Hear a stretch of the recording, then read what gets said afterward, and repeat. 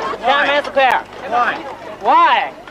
I think this is my duty. 青春没有售价，业绩开封拿下。现在是10月8号的。欢迎来到镜转全球，我是吴彩妮。中国河南郑州的大学生晚上不睡觉，骑5个小时的单车到50公里外的开封，从一开始的4个人演变成超过20万人的活动。中国政府还弄不清他们的共同诉求是什么，但是已经联想到1989年那一群骑单车赶去天安门抗议的大学生。这一下子换北京的习近平睡不着觉了。夜骑开封的源头要从今年6月来说起，4名女大生为了吃汤包，晚上7点钟从郑州出发，骑共享单车到了开封。没有想到疯狂的行径PO上网之后，引发了郑州的学生争相的仿效。到了上星期五，这一批青年大军估计有20到40万人，远远超过了2022年的白纸革命。他们把连接两地的郑开大道挤得水泄不通。中国政府紧急的下令禁止，却浇不熄青年学生的热情。他们改为徒步或者是骑摩托车，继续夜奔开封。而这些学生当中，有人举着5星旗，也有人唱着中国的国歌，看起来似乎是一场爱国行动。但是仔细一看呢，也有学生高举写着“自由者无畏”这一类敏感文字的旗子，那么隐约透露出了对当局的不满。刚刚我们提到，2022年中国曾经爆发一场白纸革命，当时中国各大城市都有许多的群众双手举着白纸走上了街头，用这种隐晦的方式表达对中共防疫清零的不满。中国后来虽然迫于压力，很快的结束了清零政策，但是因为习近平的思维仍然是巩固权力大于一切，没有把经济摆在第一位，所以尽管解封已经快2年了，中国的景气还是没有强力的复苏，而且问题越来越多，也难怪热血的中国青年看不到希望，也无从使力，只能夜骑开封来抒发。而中国国家主席习近平，他不只面对内部不满的情绪越来越高涨，川普当选美国总统之后，外部的挑战更加严峻了。经济学人就分析，中国现在一共有4个以英文字母 D 开头的问题有待解决。4D 挑战的第一个 D 是 debt 债务。也就是说，随着房市走皮，导致土地相关的收入减少，中国地方政府普遍都面临债台高筑的困境。我们来看一下中国地方政府的隐性债务，也就是地方政府融资平台 LGFV 总债务的变化。我们可以看到呢，孳息债务的规模近几年是持续的增加当中，而今年的金额预估会来到66兆人民币，比起疫情爆发前的2019年增加了超过60%。占 GDP 的比重从40%上升到了50%。那为了解决隐性债务的问题，中国上周五推出了规模10兆人民币的债务置换方案，但是没有推出新的刺激措施，被认为是保留火力，等待川普明年1月份入主白宫再做打算。第二个 D 呢是 deflation， 也就是通货紧缩，这主要反映的是中国消费者的信心不足，所以不愿意打开荷包慷慨的消费。旁边这条线呢是中国的消费者物价指数 CPI 的年增率，过去1年来的走势，所以我们可以看到，去年底到今年初都曾经连续好几个月是低于0的，代表消费物价跟去年同期相比是呈现下跌的。后来虽然回到了0以上，但是涨幅还是非常的疲弱。周末公布了10月份的 CPI 年增率只有0.3%，连续第2个月下滑，通缩的压力还是相当的大。那接下来我们要看到第3个 D 是Poor demographic 人口贫困的问题，尤其是刚刚提到那些参加夜骑的大学生，以及刚刚出社会不久的青年，他们的压力是特别的沉重。回顾一下中国今年以来16到24岁青年失业率的变化，可以发现呢，全部都在10%以上。代表青年的失业问题相当的严重，尤其是在6月份，大批的学生毕业之后呢，失业率更是大幅度的攀升，一度逼近了19%。最新9月份的失业率虽然是稍微的下滑了，但是还是高达了17.6%，比起1月份大幅的上升整整3个百分点。那最后一个 D 开头的挑战是 Donald Trump， 也就是美国总统当选人川普。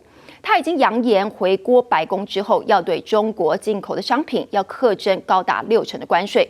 有经济学家就认为，如果川普真的这么做，那中国的经济成长率恐怕会面临2个百分点的冲击。马路上全都是骑脚踏车的民众，有人还带着国旗，骑行大军绵延数十公里，一眼望不到尽头。这边全是汽车，这边全是自行车。中国河南省郑州的大学生最近流行起夜骑单车前往开封。8号晚间，大学生们再度包揽所有的共享单车，花4、5个小时一路向东。声势浩大，所到之处整个路段被占据，警察和警车都不敢阻拦。青春没有售价，夜骑开封拿下。夜骑活动比当年的白纸运动规模还要更大。虽然民众并没有出现抗议举动，不过大学生骑到开封之后，就把共享单车丢在开封。不少地区被单车塞满，许多路段无法通行，根本都过不去。惊人夜骑大军把道路挤得水泄不通，让中国官方也紧急下令全面禁止。河南多所大专院校通知学生限期返校，还相继公告封校，甚至有校方在微信群组警告学生，认为事件已经发展成政治运动，要是参与，一辈子都完了。现在已经饱和，请大家原路返回。3大单车平台也发布公告，要求民众不得超区骑行，超区骑行后会持续进行语义提醒，连续提醒3分钟后将强制锁车并收取调度费。夜骑活动前于今年6月，当时有4名女学生为了品尝开封的灌汤包，骑行50多公里到开封，他们的经历引发关注和仿效，让规模越变越大，没想到却引发后续的乱象，恐怕是不少人始料未及的。记新闻吕真、周顺报道。而川普曾经扬言要对台湾课征晶片税，川普的胜选会不会对台积电不利，是全球投资人都很关心的问题。财信传媒的董事长谢金河就指出，关键的问题是美国需要台积电比较多，还是台积电需要美国比较多？而晶片成熟制成的市场早就已经被中国给打烂了，如果台积电也被打趴，那川普只有眼睁睁的看着中国再度伟大。台积电在川普眼中或许只是一个贸易上的筹码，但是对中国来说，这是地缘政治的必争之地。华为想尽办法利用白手套取得了台积电制造的 AI 晶片，就是有力的证据。而拜登政府知道问题的严重性，宁可错杀也不愿意错放，传出要求台积电从今天开始全面停止供应中国7奈米以及以下的先进制程晶片。This is Ascend 910. DaVinci architecture-based AI cores are the compute engine. 华为升腾910B 处理器日前被拆解，发现使用台积电7奈米制程，遭到美国商务部调查。现在美国再进一步封杀中国 AI。有外媒报道，美国正式下令台积电11号起7奈米以下制程晶片 AI 应用部分先进晶片暂停供应给中国客户，而这些晶片用于 AI 加速器和绘图处理器。对此，商务部拒绝评论，台积电仅回应致力遵守出口管制。以后代工厂怎么去知道我的客户这件事情，其实难度会越来越高。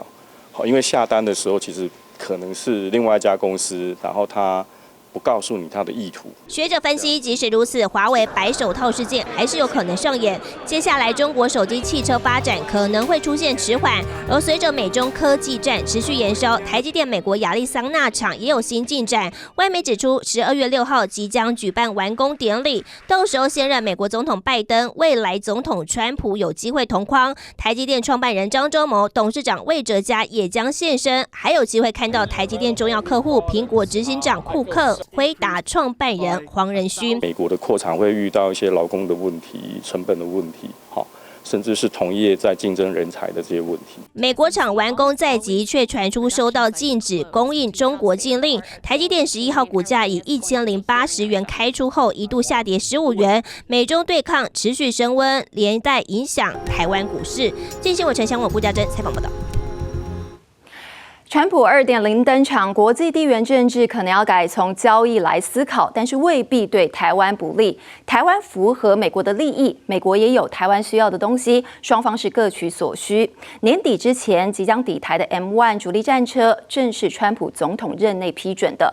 而英国金融时报就指出，台湾准备要向美方提出一项大胆的采购计划，包括 F-35隐形战机、大批神盾级驱逐舰、1-2D 空中雷达预警机，更多的爱国者飞弹，总值超过150亿美元，借此来向即将上台的川普政府展现强化国防对抗中国的决心。联电的创办人曹兴诚就认为，美国两党唯一的共识就是要围堵中国，不让中国继续扩张来危害美国。川普讲的话可能不好听，但还是要维护符合美国利益的事情。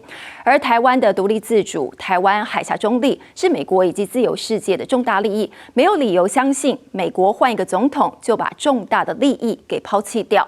曹兴诚今天召开了国际记者会，主要是针对中国国台办日前把他列入台独惩治名单，扬言要把他监禁杀害。曹兴诚宣布提出刑事自诉，指控中国国台办主任宋涛以及发言人陈冰华涉犯中华民国刑法恐吓危害安全罪，同时针对两个人违反国际公法的部分，联络美国的律师，考虑以外国人侵权请求法提出告诉。秀出刑事诉讼状，联电创办人曹兴诚的律师团到台北地方法院对国台办主席宋涛和发言人陈冰华提出刑事告诉。曹兴诚更大动作举行国际记者会，反击国台办将他列入台独顽固分子。国台办对我的恐吓，已经违反了我们中华民国的这个刑法，所以我要正式对他提出控诉。你一个外国，一个中共国，无权恐吓我们，也无权来想影响我们的生命的安全，我们的自由。中国国台办还威胁对曹兴诚采取限制出行和企业经营，甚至是监禁、杀害等惩治措施。面对中共集权，曹兴诚以法治手段回击。那么他说赤裸裸分裂国家，这很奇怪。我是中华民国国民，我没有分裂中华民国国家，你在讲分裂国家是哪个国家啊？所以这是说中共现在伪造文书。曹兴诚委任律师郑文龙强调，成案后台北地院将会寄传票给国台办，若宋涛和陈冰华不到案，就可以发布通缉。另外两人的行为违反国际公法，律师团同时也已经联络美国律师，考虑以外国人侵权请求法提出告诉。我希望中共官员、国台办官员多去看看国际人权宪章，做一个文明人，不要做个野蛮人。曹兴诚还秀出中华民国护照，强调自己已经放弃新加坡国籍，也再次澄清捐款30亿台币强化国防的真实性。我在2019年看到这个中共在镇压香港的反送中运动，所以我决心再恢复中华民国国籍。1亿美金这个事情，主要的是用来打认知战。凡是抹黑曹兴诚、抹黑黑熊学院的，都是中共同路人。面对中共威胁，曹兴诚正面硬刚，一步不退让。记者胡克强、李倩采报道。前瞻24带您掌握未来7天每天24小时的财经大事。国内的消息方面，科技大厂鸿海将要在这个星期4的下午举行法说会，公布上一季的财报，并且释出第4季的展望。随着辉达 GB200出货潮来临，外界都相当的关注鸿海第4季的营收是否能够更上一层楼。同样要公布财报的还有中国2大电商阿里巴巴跟京东。在中国消费信心疲弱的影响之下，2家公司上一季的营收预料都还是只会出现个位数的成长。最后要留意的是，美国周3公布的10月消费者物价指数 CPI， 市场预期年增率可能会小幅度的上扬，让联准会更有理由对降息抱持着谨慎的态度，但是不至于打乱逐步降息的计划。继续要带你来看支持加密币的川普胜选，比特币是连日开趴，今天突破了8.1万美元的关卡，继续刷新了历史纪录。那今年以来，比特币的涨幅超过了80%，分析师看好在川普就职之前呢，渴望冲破10万美元的大关，也就是说，短线还有超过20%的上涨空间。Never sell your Bitcoin, right? United States of America. To keep 100% of all the Bitcoin the U.S. government currently holds or acquires. 高喊要让比特币成为美国战略储备，川普胜选币圈庆祝行情持续发酵，比特币价格11号首度飙破8.1万美元大关，再创历史新高。As investors bet that Donald Trump will deliver on his pro-crypto promises, especially with a Republican-controlled Senate behind him, multiple analysts are expecting Bitcoin will hit $100,000 before Trump's inauguration. 观察比特币过去一周走势，11月6号之后就从6.7万美元附近一路飙涨，突破8万美元关卡。比特币期货溢价也持续飙升。根据美国财经媒体 CNBC 报道，已有超过28亿美元，换算超过900亿台币资金重压比特币涨破9万美元。渣打分析师甚至看好年底就会冲上12.5万美元。The thing that's really necessary, though, for the United States to be a leader in digital assets is to have a very, very clear regime. It's going to take a while because legislation takes a while. 也有专家示警，川普上任后应会优先聚焦驱逐移民以及撤销拜登时代部分政策，松绑加密货币监管不会来得这么快，恐怕不宜过度乐观。记新闻王杰谢宏报道。川普安排新政府的人士意外的公开宣布，不会让最挺台的国务卿庞培欧以及曾经跟他角逐共和党提名的前美国驻联合国大使海莉加入执政的团队。有人以为川普只是记仇，不放过任何曾经跟他交恶的人，但是《华尔街日报》就分析，总统的人事安排一般不会以这种负面表列的方式来宣布。川普这样子的动作呢，等于是公开羞辱两个人，要确保他的长子小唐纳川普支持的副总统范斯在2028年能够顺利的接班，为他排除共和党内任何潜在的竞争者。Good evening, Pennsylvania. 选前为前老板卖力站台，怎料选后被用完就丢。川普10号在社群媒体公然宣布不会邀请前国务卿庞培欧入阁，传言是川普的大儿子小唐纳从中阻挠，认为曾有意角逐总统的庞培欧不够忠诚。隔了24小时，庞培欧在社群平台回应，还晒出在宾州为川普造势。They said, "Oh, we had a plan. We had a plan. Mike Pompeo made the plan with me. We had a plan subject to all these different things that." 庞培欧发文写道：“我们一起制定了让世界更安全的计划。总统先生，很荣幸与你合作。”随着川普回国，共和党还重掌参院多数，距离全面执政只差众院5席。The next big thing that Republican senators will do is elect the next majority leader in a secret ballot. It's a big decision because this is turning the page on the Mitch McConnell era in the Senate. 今年已经82岁的现任共和党参院领袖麦康奈是美国史上任职最久的参院领袖，如今卸下重任，让共和党议员们个个磨刀霍霍。然而，川普看准这点，抢先发文，要所有角逐参院领袖的人都必须支持休会任命，这样内阁人事就不用再经过参院审查，才不会像4年前一样一拖再拖。目前已有3名角逐者都同意这项要求。经新闻综合报道。川普即将回国白宫，美国国务院旗下负责对抗中俄假消息认知作战的全球参与中心 GEC 面临被关闭的命运，因为川普的大金主马斯克曾经批评这个机构试图操纵社交媒体，是最严重的违法者。而生成式 AI 研发公司 OpenAI 最近发表了报告，指出美国大选前1个月，旗下的 AI 聊天机器人 ChatGPT 曾经拒绝超过25万个有关总统候选人的深位影像生成需求，其中有些账号可能来自俄罗斯。President Trump is a total and complete. Now, you see, I would never say these things. 身为技术把前美国总统奥巴马模仿的惟妙惟肖，而这样的画面在大选期间层出不穷。This morning he posted his congrats to the president-elect and added, "It is critically important that the U.S. maintains its lead in developing AI with democratic values." 根据生成式机器人 ChatGPT 母公司 OpenAI 在8号发表的一篇公开报告指出，今年大选前1个月，多达25万个用 AI 生成总统候选人的影像请求遭到 ChatGPT 拒绝。Critics of open source, though, they argue that they're riskier than closed source ones because they allow unrestricted access to advanced AI capabilities, and there's been reports that China has taken advantage of that. 据传，这些被生成的对象最多集中在共和党总统候选人川普、副总统候选人范斯以及民主党总统候选人贺锦丽和副总统候选人华兹的身上。整份报告长达54页，甚至有美国情报的资料揭露，有些声位影片还是由俄罗斯赞助或制造，企图干预美国大选。不过最后都没有引发病毒式传播，也算是不幸中的大幸。镜新闻综合报道。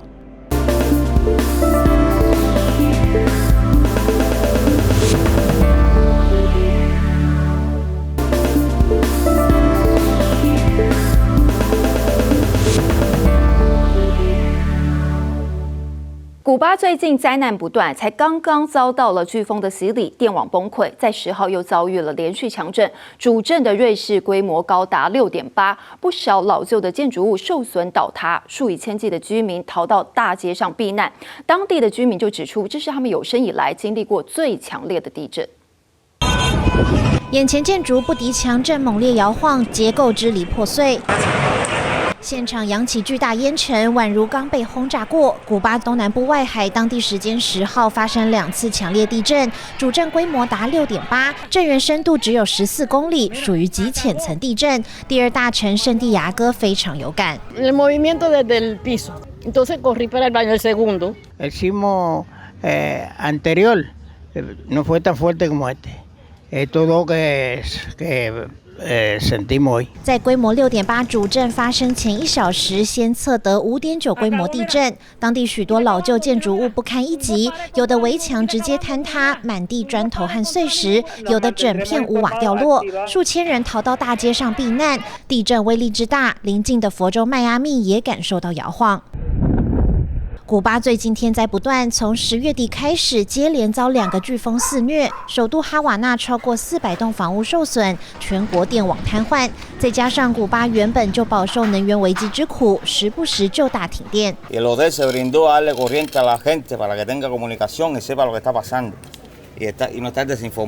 电网迟迟还没完全修复，民众连替手机充电都要大排队卡位。唯一庆幸的是，这次强震没有波及人口稠密的哈瓦那。新新闻王杰、朱嘉玲报道。